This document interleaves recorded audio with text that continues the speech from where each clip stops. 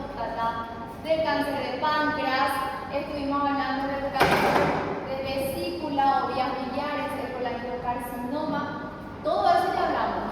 Estuvimos hablando del cáncer de pulmón, de la característica muy parecida del cáncer de pulmón con el cáncer del esófago, del síndrome de Fanconi-Tobia, el síndrome de Peutz-Jeghers, la triada de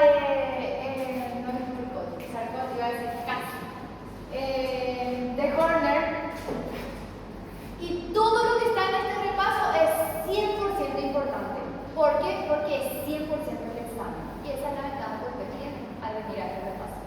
Porque no va a salir algo que no esté acá, va a salir algo que esté acá, ¿sí? Por eso es que enfocamos y tuvimos esta grandiosa oportunidad de dar un repaso. ¿Y qué mejor repaso que a través de un caso clínico? No quiere decir que todo el examen va a ser caso clínico, pero probablemente el mayor puntaje va a ser en base a un caso clínico, ¿sí? Y seguimos con los casos. Terminamos hasta el último, que fue el número 5, y vamos al 6. Caso 6 dice: paciente de 66 años, agricultor, acude por presentar dolor epigástrico de varios meses de evolución. Ubíquense ya no por anatomía, estamos en el epigastrio. ¿Qué órganos componen el epigastrio? Epigastrio, ubíquense en anatomía. Parte distal del esófago, muy bien, David, porque puede ser un cáncer de esófago. Después, estómago principalmente, ¿sí? Después, ¿qué está detrás del estómago? En el retroperitoneo. Y el paciente hace así. Páncreas, muy bien. Después, ¿qué también está en el epigastrio?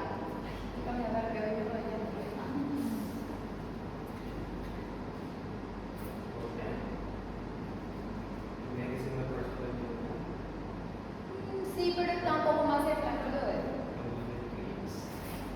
¿Ángulo de?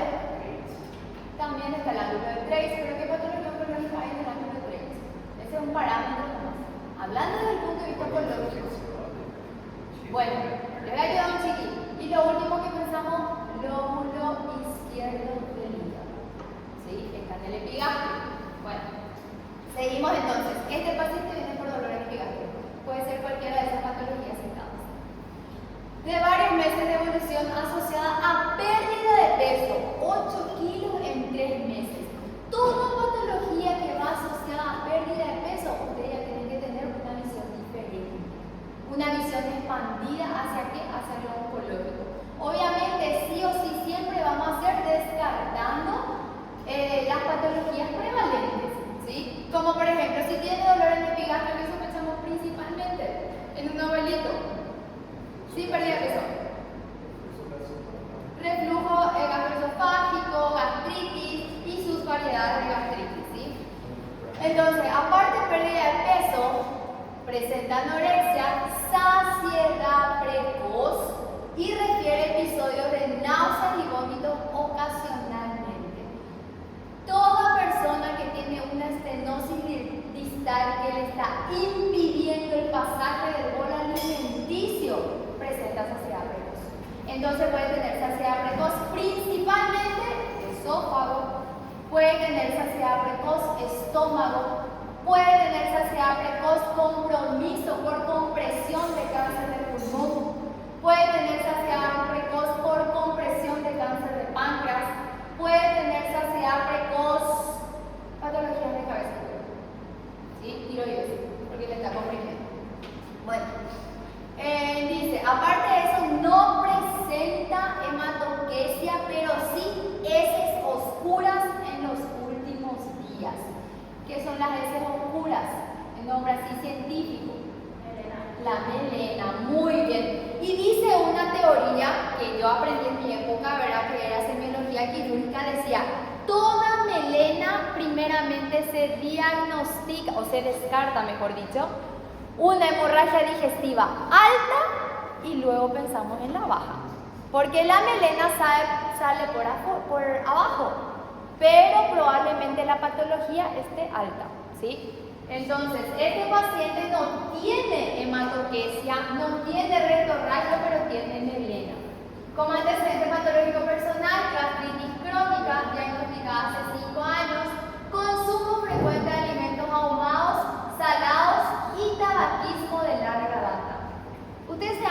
casi todos los casos clínicos tienen tabaquismo, incluyendo los casos que ayer estuvimos hablando en ginecología, ¿sí?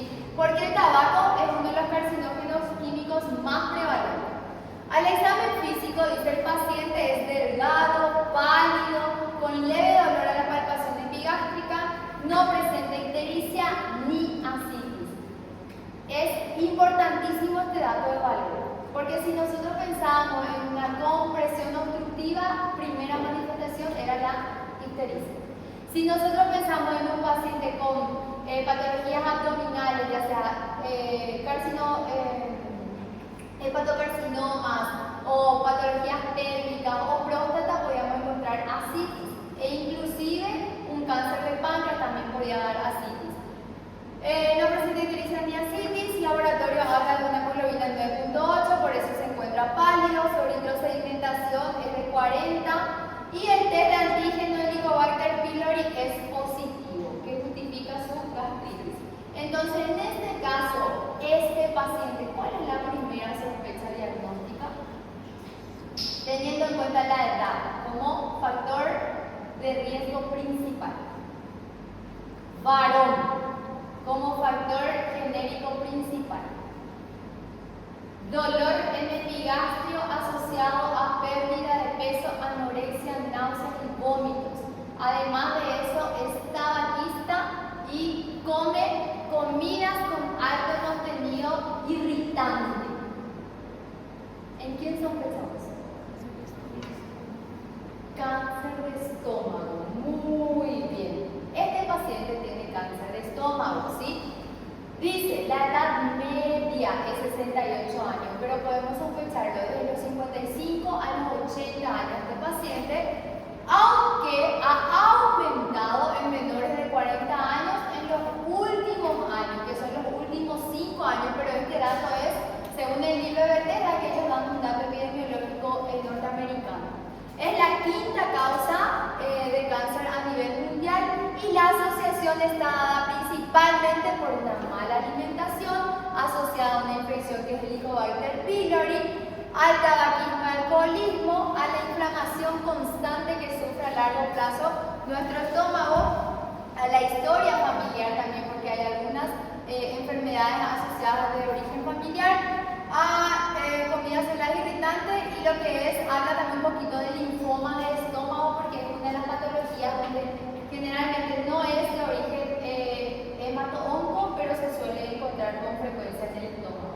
Entonces, este paciente se caracteriza por una pérdida de peso injustificada, un dolor abdominal que no es un cuadro agudo quirúrgico, pero es un dolor que se mantiene en el tiempo, asociado a náuseas, vómitos, sensación de llenura por estar un tumor ahí, y que ese mismo tumor puede sangrar y ese sangrado se manifiesta en el sangrado por las heces conocido como mielina.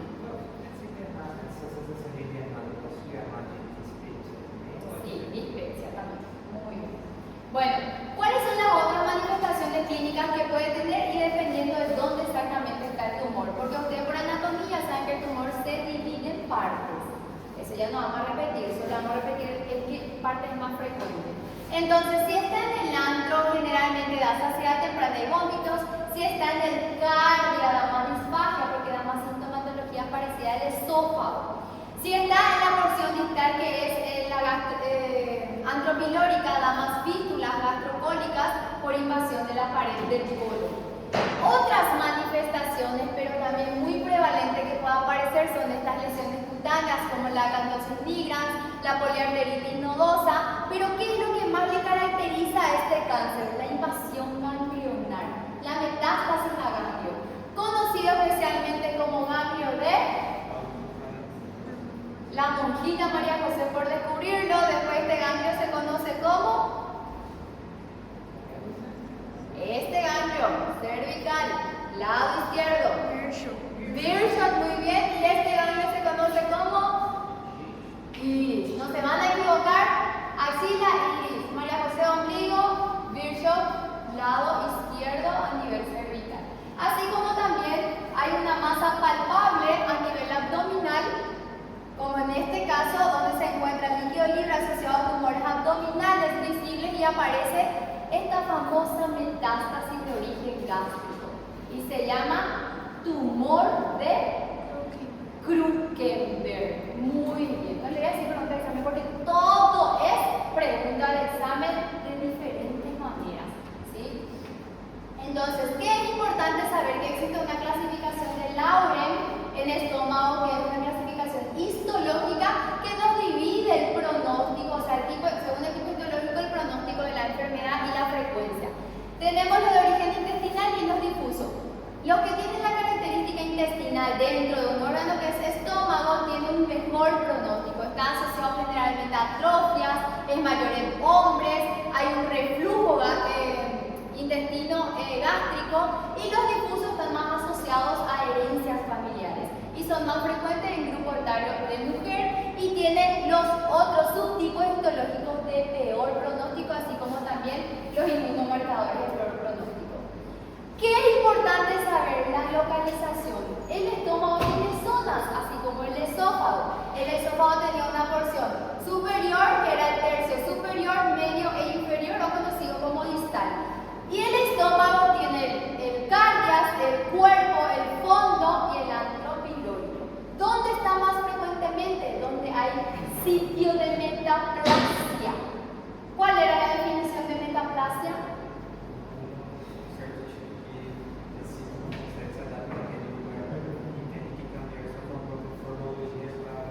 ¿Es cáncer la metaplasia? Excelente tu definición, David. Es un tipo de tejido especializado por otro especializado sin ser displástico, sin cambiar la célula, pero que tiene que soportar la abrasión de un medio que no le corresponde. Por ejemplo, el esófago es distal, el sitio más frecuente porque la zona de metaplasia tiene que aguantar el jugo gástrico al esófago por el reflujo gastroesofágico. Sin embargo, abajo, la región más frecuente es la antropilórica porque tiene que aguantar el jugo de la zona intestinal, tiene que aguantar el estómago, la célula del estómago. Por eso es que el tipo histológico más prevalente es el intestinal. Tiene que aguantar, tiene que cambiar a un tejido especializado parecido para aguantar ese jugo que está refluyendo, ¿sí? No se van a equivocar. No, doctora, me tiene que decir. Bueno, muy bien. ¿Cómo nosotros hacemos la estadificación en el cáncer de estómago? Y se utiliza la estadificación endoscópica, que se llama Borman. Y ahí viene Borman 1, 2, 3 o 4, donde tenemos al 1 como una lesión de un pólipo que sobresale a nivel del estómago, luego ya se vuelve ulcerativo, luego este ulcerativo ya infiltra casi todas las paredes y por último cicatriza y hace algo conocido como linitis plástica. Linitis plástica, todo se ve de visión directa bajo un estudio que se llama endoscopía digestiva alta, que tiene un alto porcentaje de sensibilidad y especificidad para el diagnóstico del cáncer, pero nosotros sabemos que el diagnóstico siempre termina siendo histopatológico, así que no aprovechamos la endoscopía para tomar la biopsia. Muy bien, biopsia en saca bocado. Si yo les proyecto esa imagen de arriba, ¿qué Borman es? Miren que es una forma polipoidea fúngica con una pequeña ulceración, pero no sobrepasa todas las capas del estómago. Borman 2, muy bien. ¿Y este? Sobrepasa toda la capa del estómago, pero ya presenta zonas blanquitas, le está un poco cicatrizando y generando una frialdad ahí en la parte de cicatrización. Borman 4, la linitis plástica. Muy bien. La AJCC había clasificado también a estos como resecables y no resecables y considerado todo aquel tumor que está menos de 5 centímetros a nivel del cardio era considerado cáncer de esófago y no de estómago, ¿sí? Tenemos entonces, si vamos a estadificamos los resecables y los no resecables.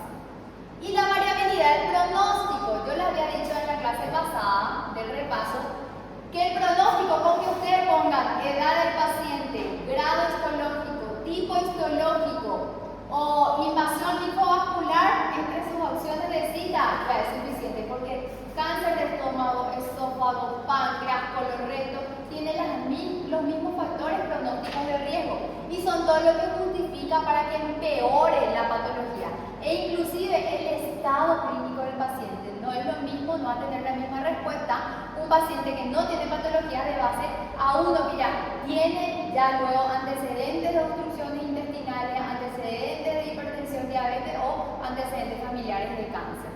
Entonces, en este caso, sus variables son edad, sexo masculino, pérdida de peso más de 10%, la ubicación del tumor, la histología, si es difuso o intestinal, la cantidad de afectación de los ganglios o invasión linfovascular, la forma en que se comporta el ADN dentro del tumor, las elevaciones de las glicoproteínas y la sobreexpresión de los inmunocomponentes, ¿verdad?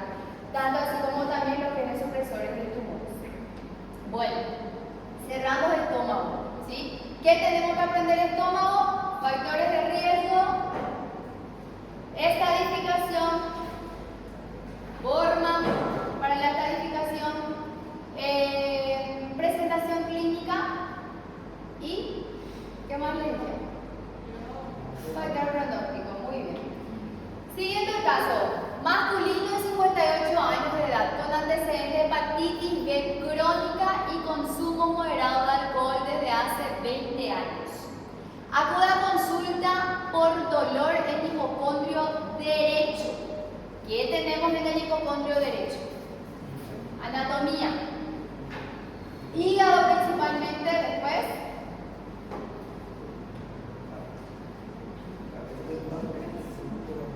Cabeza de páncreas, muy bien. Y todas las vías biliares. Vesícula, colédoco, hepático, intrahepático, extrahepático. Bueno, ahí nos centramos ahora, ¿sí? Este paciente dice, acude a consultar por dolor en hipocondrio derecho, pérdida de peso y astenia de 2 meses de evolución. Refiere también un aumento del volumen abdominal. El aumento puede ser por hepatomegalia, por una tumoración sólida o por una ascitis, ¿sí? Y sensación de plenitud.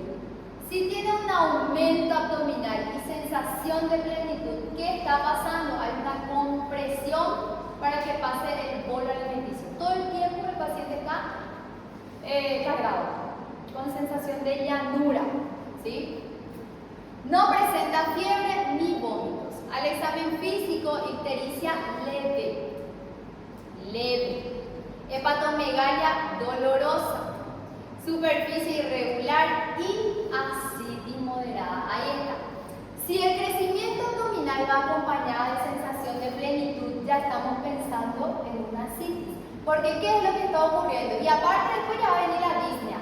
Está subiendo el diafragma en cada inspiración y expiración y está comprimiendo a lo que es la boca o el esfínter, que hay la comunicación para que no haya una hernia hiatal, tiene que haber un esfínter ahí del diafragma, ¿sí? Y está comprimiendo ese esfínter y no está permitiendo que el bolo pase. Puede pasar de esófago a estómago, pero estómago a intestino probablemente no pase.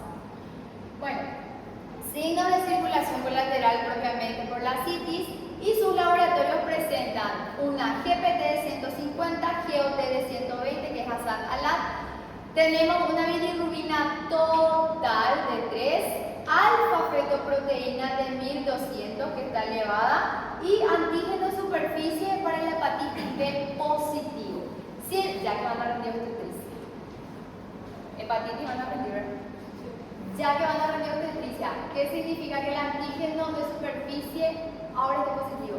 La enfermedad es crónica, la enfermedad es activa, es una memoria celular o acabó de vacunarse.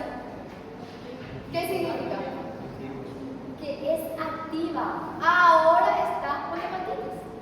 Por ende puede tener ictericia. ¿Sí? Bueno, la ecografía dice que el hígado está aumentado de tamaño con masa sólida heterogénea en el lóbulo derecho.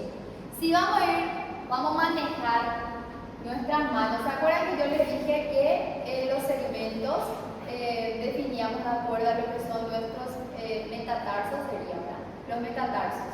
Entonces, si está hacia el lóbulo derecho, más o menos desde el metatarso del dedo medio para adelante, ¿qué segmentos van a estar involucrados?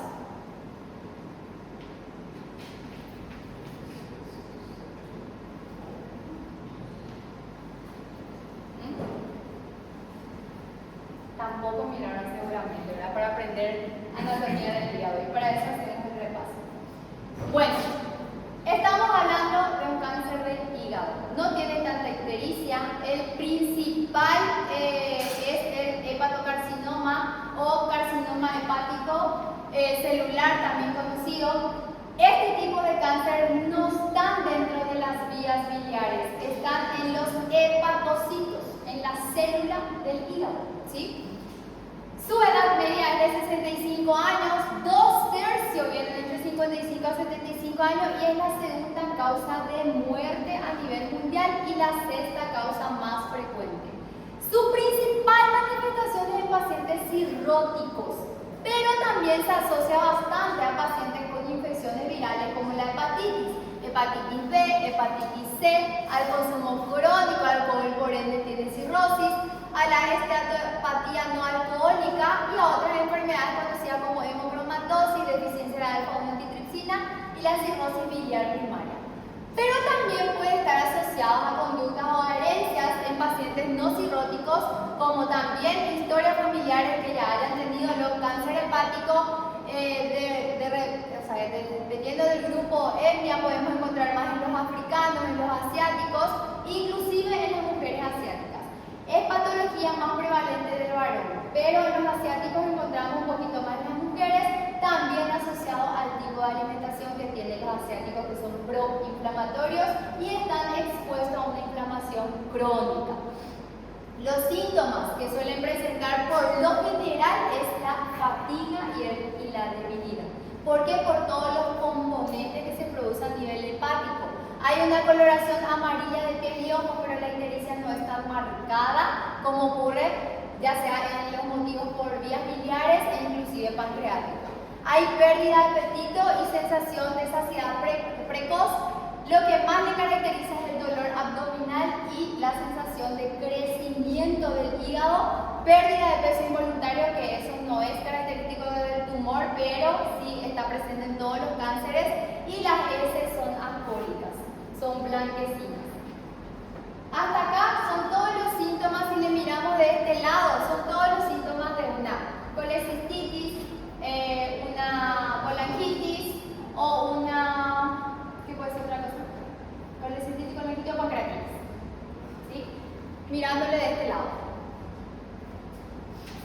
Entonces, sí o sí, primero tenemos que descartar lo clásico y luego pensar en el cáncer. El diagnóstico por lo general es ecográfico. Nosotros ya podemos identificar por qué se ve, y la ecografía hace algo que se llama triple fase, en donde evalúa el IRAX tanto en el sistema porta, en la fase arterial y en la fase venosa. Ya podemos identificar y vemos cómo este tejido que se encuentra esteatóxico o cirrótico, porque tiene toditos estos puntitos chiquititos que hablan de una cirrosis, se ve de acuerdo a la fase en la que está pasando, se ve el tumor que se ve hipoecoico correspondiente al medio, porque este es un poco heterogéneo, o sea, es visible, digamos, si vamos a comparar en colores, vemos que es más gris, y el tumor en sí es más negro. Si le ponemos Doppler, esto se va a llenar de vasos sanguíneos. ¿Por qué no le traje el Doppler para eso? Se va a llenar de vasos sanguíneos. Entonces esa es la fase que nosotros evaluamos y con una simple ecografía ya podemos diagnosticar. El siguiente punto que solemos pedir son los marcadores tumorales. ¿Qué marcador se suele elevar en un hepatocarcinoma que tiene nuestro caso clínico? El alfa-fetoproteína se suele elevar bastante porque tiene afinidad por los hepatocitos. Y tenemos un criterio donde evaluamos la posibilidad de que todo cáncer hepático en un paciente que tiene una cirrosis debe sacarse el cáncer. Y para sacarse el cáncer, dependiendo de la cantidad o del porcentaje que está comprometido, tenemos que evaluar si el paciente va a poder sobrevivir con un lóbulo que se está dejando, con una segmentectomía o una hematectomía parcial o una hemipatectomía derecha, izquierda, ¿sí? O un trasplante de hígado. Y en pacientes que ya están muy descompensados, nosotros necesitamos un trasplante, ahí viene esta sociedad, a decir cuáles son los criterios de elegibilidad para el trasplante. Y tenemos las lesiones compatibles con un hepatocarcinoma o un LIRAP5 que sean mayores a 2 centímetros, muestran su realce en esa fase que ya citamos. Lesiones menores a 1 centímetro solo necesitan seguimiento. Entre 1 a 2 centímetros debe tener la pseudocápsula para cumplir los criterios criterios de diagnóstico. Y para poder clasificar si el hígado es viable, tenemos al Chilcook. Yo les dije eso algo en la clase. Aprendan el Chilcook. Tiene 5 parámetros donde examinamos la bilirrubina, la albúmina, el tiempo de protrombina, la encefalopatía y la citis. ¿Qué Chilcook tiene nuestro caso clínico? Pregunta examen. Sobre caso clínico no rendir. ¿Tiene ascitis? ¿Cuántos puntos le damos? Leve desde o moderado. Leve. Moderado. Su bilirrubina está en 3. Moderado y después su TP no tiene. Bueno, pero en el examen va a aparecer todo así. Está lúcido el paciente. No hay encefalopatía. No hay encefalopatía. Su albúmina, lo voy a inventar, está en 2.8.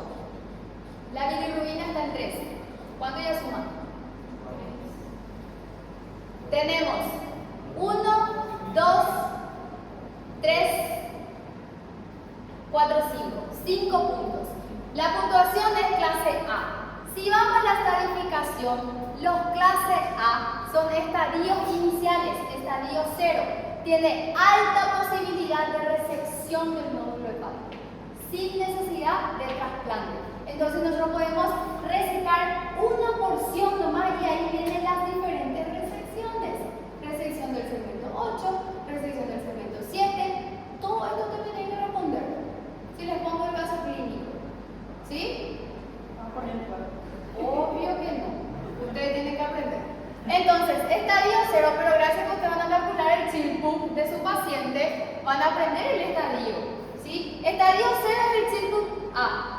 Estadio AC tenemos un Chilcook AB y el estadio D es el que ya no recibe absolutamente nada. A partir del C en adelante ya ha avanzado a terminar. Y del 0 para el B tenemos hasta un estadio intermedio que puede ir a una hepatectomía parcial o derecha o izquierda. ¿Sí? Si tenemos avanzada ya tiene que hacer trasplante hepático y terminal no es criterio de elegibilidad. Bueno, y tenemos los distintos segmentos. Si el hígado afectado es el izquierdo o hay un hígado afectado, los segmentos son 2 a 4, es lo que ya hace rato les conté. ¿Qué segmentos van a estar afectados si están los izquierdos? El izquierdo, luego derecho. Si el hígado es derecho, los segmentos afectados van a ser del 5 al 8. Entonces, mirando ya nuestro dedito, 2 a 4, 5 a 8 va a ser derecho. Si este paciente tiene un tumor del lado derecho, ¿qué le vamos a hacer con un Chilcook 0 o A? Estadio 0, Chilcook A. Le vamos a hacer esta cirugía del 5 al 8 que se llama hepatectomía derecha o hemipatectomía. O le vamos a hacer esta cirugía. No 4, 8. 6 a 7. 6 a 7 que se llama seccionectomía posterior derecha.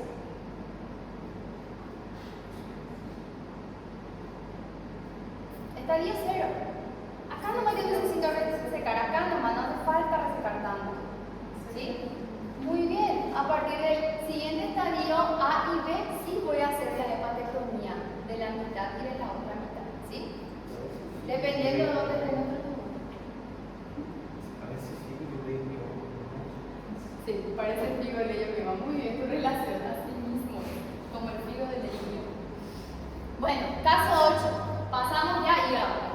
Mujer de 63 años, y no me digan que no la avisen, chicos. Aprendan hígado. ¿Sí? Caso 8. Mujer de 63 años, residente rural. Consulta en la urgencia del Hospital Regional por una lesión de la mejilla derecha que comenzó hace aproximadamente 2 años con una pequeña pápula brillante, la cual ha ido creciendo lentamente.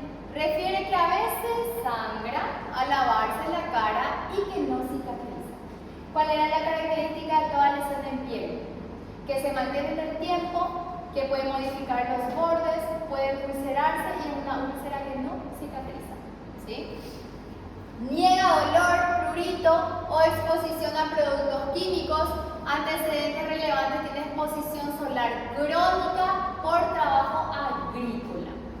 Fototipo de piel es clara con múltiples queratosis actínica. Un fototipo de piel, entonces, 1, 2 o 3. Uno de esos 3 fototipos. Teníamos hasta 6. Al examen físico, la lesión es nodular, perlada, de 1.5 centímetros, con bordes elevados y centro ulcerado, localizada en la mejilla derecha. No se palpa adenopatías. Dependiendo del sitio y de la región que ustedes conozcan de cáncer de piel, el tipo histológico de cáncer de piel, ¿qué tipo histológico es? ¿Es un melanoma? Primero no tiene la característica del color del melanoma.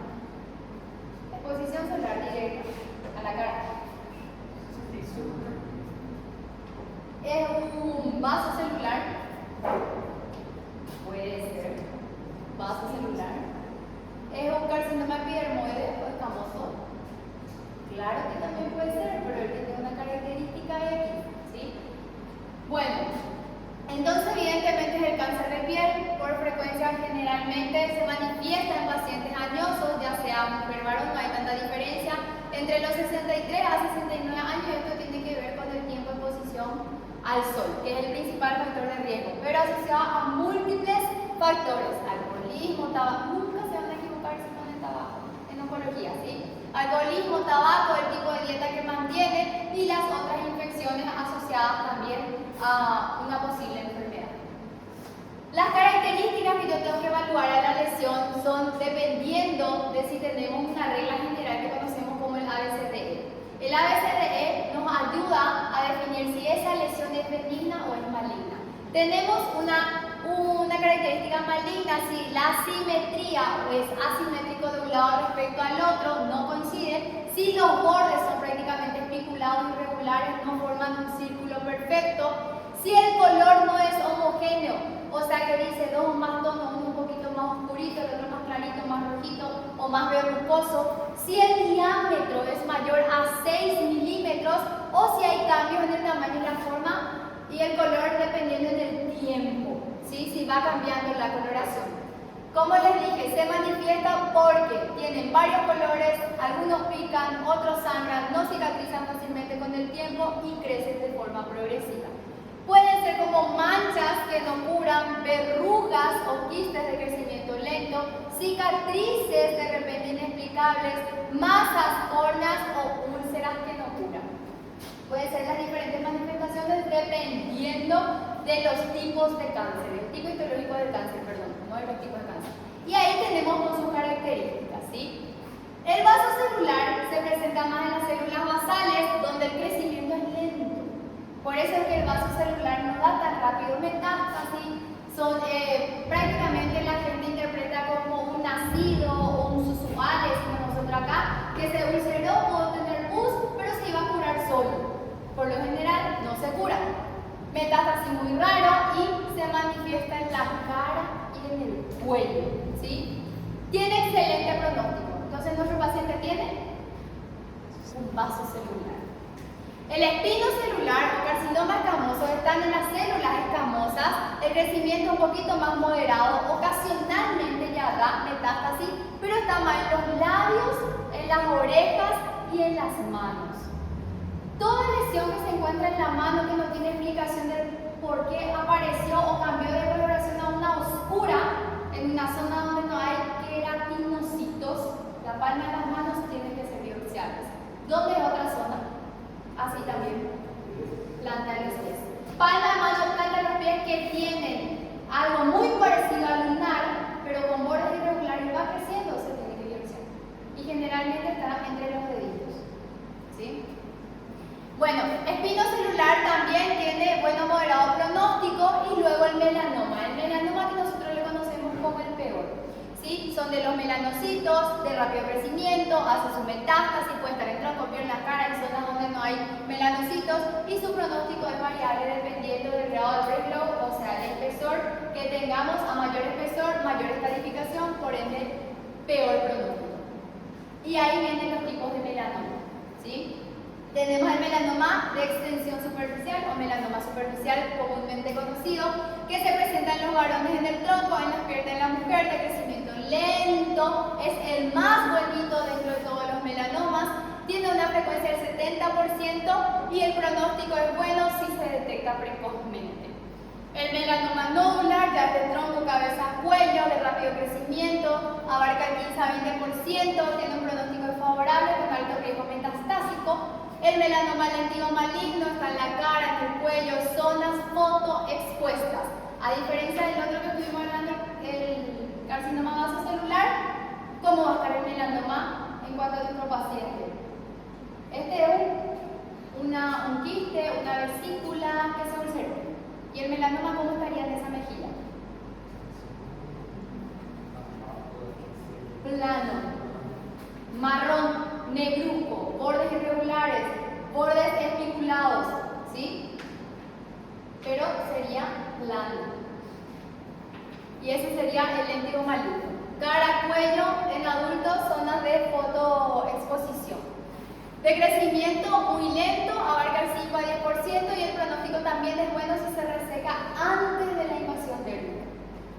El melanoma lentivoacral también es el que está en las palmas de las manos, plantas de los pies, su ungueal entre las uñas también se presenta generalmente. Hay pacientes que vemos que tienen un color diferente, el 2 a 8%, su pronóstico es desfavorable ya que tardíamente nada más se diagnostica.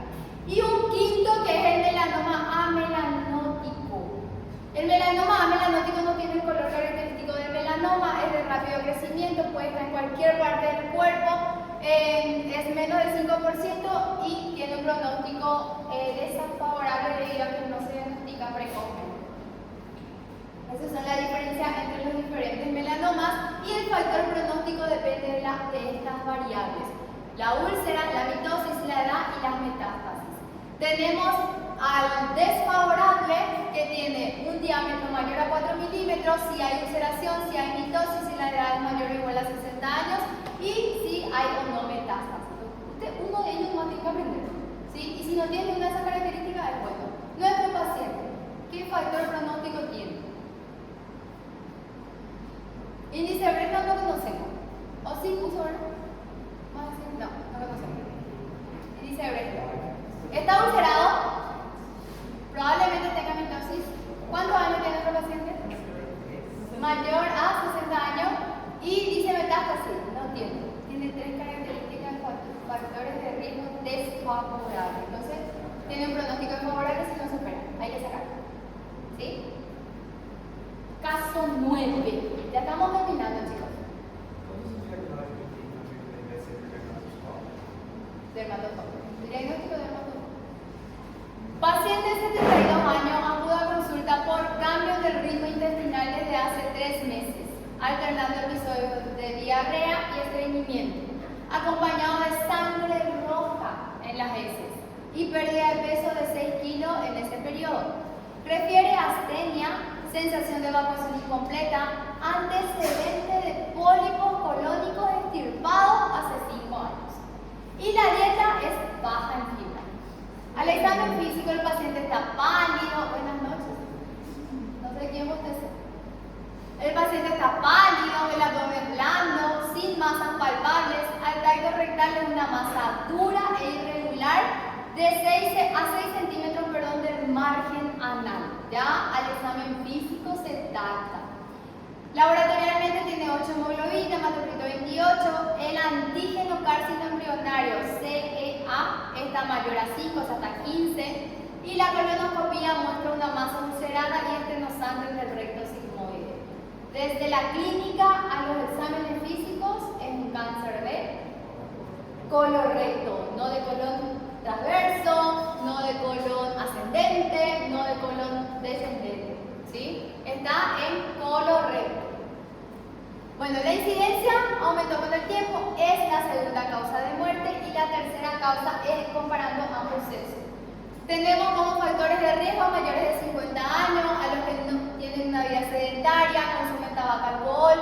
Hay varios antecedentes familiares ligados, conocidos como síndrome familiar, principalmente el síndrome de Lynch. Muy bien.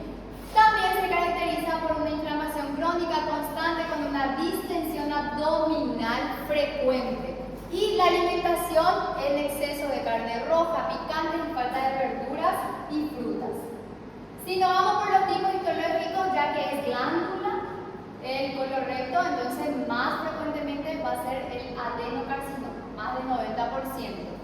Deriva de las glándulas mucosecretantes del epitelio. El carcinoma mucinoso es un 10 a 15% por la alta producción de mucina, que tiene el peor pronóstico. Luego tenemos la angiosella, cada vez más famoso, y los neuroendocrinos. De eso no hablamos tanto, más bien solo tienen que conocer el carcinoma y el adenocarcinoma. Si vamos por región, la región más frecuentemente es la región del colon izquierdo, entre el descendente, sigmoide y recto. Por eso es recto, sigmoide en la zona más frecuente. Pero dependiendo de dónde está el cáncer, tiene una característica clínica, ¿sí? Si está en colon derecho, hacia el ciego, o colon ascendente, tiene anemia crónica, fatiga, masa palpable y heces oscuras. Nuestra paciente tenía heces rojas, ¿sí? Si está en el colon transverso, hay dolor abdominal vago, distensión, alteración del tránsito. Si está en el colon izquierdo descendente sigmoide, hay estreñimiento, hay hematoquesia, cambios en el ritmo intestinal, inclusive una obstrucción parcial. Y si está en el recto, hay un sangrado rojo rutilante, tenesmo y sensación de evacuación incompleta. Acá está el cáncer. Recto sigmoide, que es la zona más frecuente donde está el colorecto. Bueno, y esta enfermedad tiene muchas asociaciones familiares o síndromes familiares conocidos. Entre ellos, y el principal, es el síndrome de Lynch, que da el cáncer de colon hereditario no polipósico, significa esa sigla. ¿Y qué es lo que tenemos que aprender? La regla 3-2-1 o criterio de Ámsterdam 2. ¿Sí? ¿Qué significa 3-2-1? Que son 3 familiares que han tenido por lo menos algún síndrome de Lynch o un cáncer relacionado al síndrome de Lynch, que han pasado 2 generaciones sucesivas, que sea un familiar de primer grado o un familiar con cáncer colorectal antes de los 50 años. ¿Sí? Criterio de Ámsterdam. Bueno, ¿cuál es la característica de Lynch? Es autosómico dominante, mutado por estos diferentes tipos de genes. Se caracteriza por presentar una aparición de cáncer colorectal precoz, frecuentemente en colon derecho y con pocos pólipos. Pero le caracteriza la asociación a los diferentes tipos de cánceres de otros sitios del cuerpo, como endometrio, ovario, estómago, intestino delgado, vías urinarias e inclusive cerebro. Su criterio de estadificación, ya dijimos, diagnóstico, el Ámsterdam 2, y se hace el manejo a través de una colonoscopia precoz. Y en casos seleccionados también podemos tener colonoscopia periódica, dependiendo de los factores de riesgo.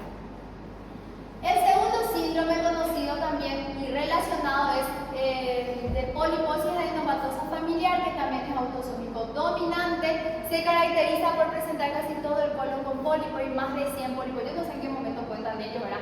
Pero ven, son muchos polipitos, más de 100 pólipos. Se manifiesta principalmente en la adolescencia y el riesgo es del 100% antes de los 40. ¿Sí? Pueden aparecer también pólipos gástricos, duodenales o asociarse a otros síndromes considerados subvariantes, pero que aparte del pólipo tienen tumores en partes blandas y osteoma y se llama síndrome de Gardner. O el síndrome de Turco, que tiene aparte del pólipo tumores también a nivel del sistema nervioso central. Y el manejo es la colectomía, sacar dónde está la enfermedad. Y si vamos yendo por los otros síndromes, tenemos al Berger, que estaba en dónde también. ¿En qué cáncer? ¿Pulmón? Bueno, no les voy a insistir porque su cerebro está en otro lado. Son autosómicos dominantes, al igual que el Cohen y la poliposis juvenil, que son los otros síndromes asociados. Se encuentra en páncreas y gastrointestino. O sea, tumor digestivo, todo lo que sea. Bueno, ahí está el Berger. El Cohen también son poliposis amartomatosas. Y la característica es que son poliposis amartomatosas asociadas a estos pigmentos mucocutáneos de queratinocitos que tiene, o de melanina que tiene a nivel de zonas de mucosa donde no deberían aparecer. Aparte de esto también está el Cohen, está asociado también a otros riesgos como el cáncer de mama, endometrio y tiroides, y la poliposis juvenil se caracteriza por ser en personas adolescentes, tener también sus múltiples pólipos y asociados a cánceres gástricos. Todas las enfermedades son autosómicos dominantes. Y si vamos a hacer el cuadro comparativo, tenemos a Lynch, tiene pocos pólipos a diferencia de la poliposis familiar hereditaria, que tiene más de 100, y los Peutz-Jeghers juveniles tienen los hemartomas. Tenemos los genes afectados que no nos interesa, pero la herencia sí, la mayoría son autosómicos dominantes, y el riesgo de un cáncer está más relacionado a síndrome de Lynch y a ¿qué dijimos que antes de los 40 se presentan? ¿Cómo se llama esa sigla? Poliposis endomatosa familiar, muy bien, poliposis endomatosa familiar, y los otros de menor porcentaje. Si vamos a hablar de otras neoplasias asociadas a esta enfermedad de Lynch, se manifiesta en todo lo que son hormonos dependientes también, y en la poliposis endomatosa puede haber en tiroides, en sistema nervioso central, que no son parte del tracto gastrointestinal. Peutz-Jeghers tenemos en páncreas, en mama o en ovario, así como también dijimos en la parte gástrica, gastrointestinal, y poliposis juvenil, gástrico y pancreático, ¿sí? Las otras enfermedades asociadas. ¿Cuáles son los factores que empeoran el riesgo o factores pronósticos? Lo mismo que el resto: el estadio, el grado, la edad del paciente, la invasión perineural o linfovascular. A esto sí ya le metemos los marcadores tumorales si están elevados o si hay complicaciones propias del tumor, como un cuadro obstructivo. La presencia del tumor, los marcadores bioquímicos elevados, y esos marcadores ya son muy moleculares, pero con que me respondan 3 de ellos ya responden con la respuesta correcta. Y bueno, aquí llegó mi repaso de oncología y por ende también llegó mi final de oncología. Espero que en este trayecto también les haya gustado un poquito a los que quieren ser oncólogos. Oncología clínica más bien es mucho más allá de lo que yo les di la clase, ¿verdad? Hay patologías que demasiado da gusto estudiar, como hemato-onco, por ejemplo, pero tiene que ser un compromiso diferente entre la relación médico-paciente, porque nosotros cuando le tratamos a los pacientes oncológicos no le estamos tratando a un paciente que tiene la posibilidad de curarse. Él tiene una posibilidad de morir con la facilidad de vivir un día a la vez, ¿sí? Entonces, cuando nosotros le devolvemos esa posibilidad de un día a la vez, es donde cambia totalmente nuestro parámetro de por qué decidimos ser médicos. Ellos son un tipo de personas o de seres humanos que agradecen las segundas oportunidades que nosotros le damos. Y siempre se dice, ustedes médicos no son semidios, pero para el paciente que le devolvieron una vida más, ustedes son el semidios de ese paciente, ¿sí? Entonces, recuerden al paciente oncológico, él es el 100% de la enfermedad, aunque para nosotros sea uno más de todo lo que ya vemos. Para el paciente siempre el 100%. Y para finalizar les quise traer este video